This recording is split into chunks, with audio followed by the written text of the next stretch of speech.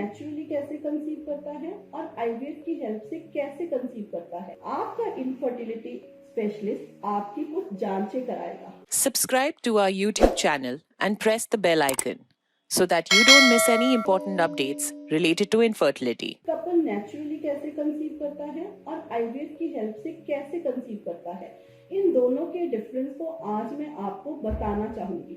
Myself, Dr. Nishu Singla.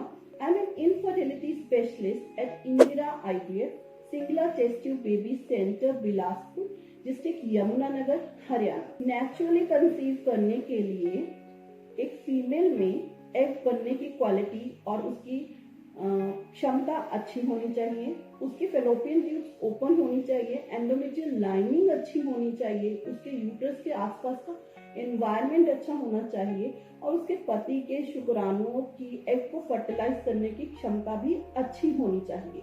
अगर इनमें से कोई भी फैक्टर में प्रॉब्लम है तो कपल नेचुरली कंसीव नहीं कर पाता है। After 1 year of regular unprotected intercourse के बाद अगर कपल कंसीव नहीं कर पाता है तो कहीं ना कहीं प्रॉब्लम है।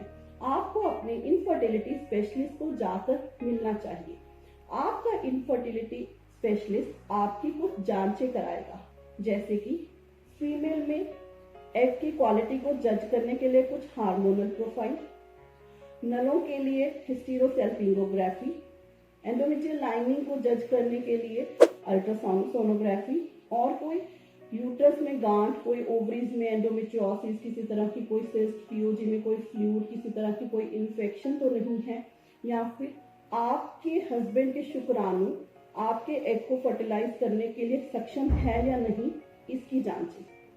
अगर इनमें से कोई भी प्रॉब्लम है तो इन्वेस्टिगेशन के रिजल्ट्स के हिसाब से आपका मोड ऑफ ट्रीटमेंट सिलेक्ट किया जाता है।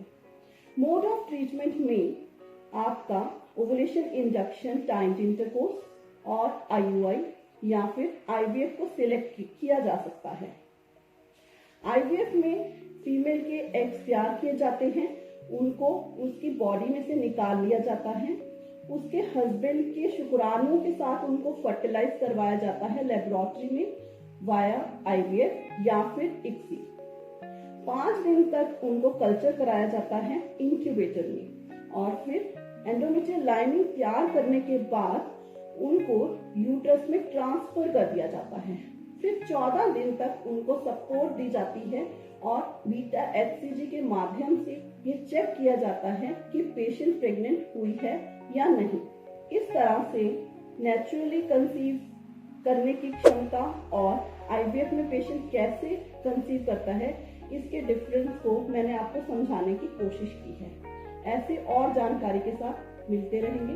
धन्यवाद। For more information, visit our website www.indiraivf.com or call 1-800-309-4410. Keep following us and leave your fertility-related questions in the comments below and get answers from Indira IVF doctors.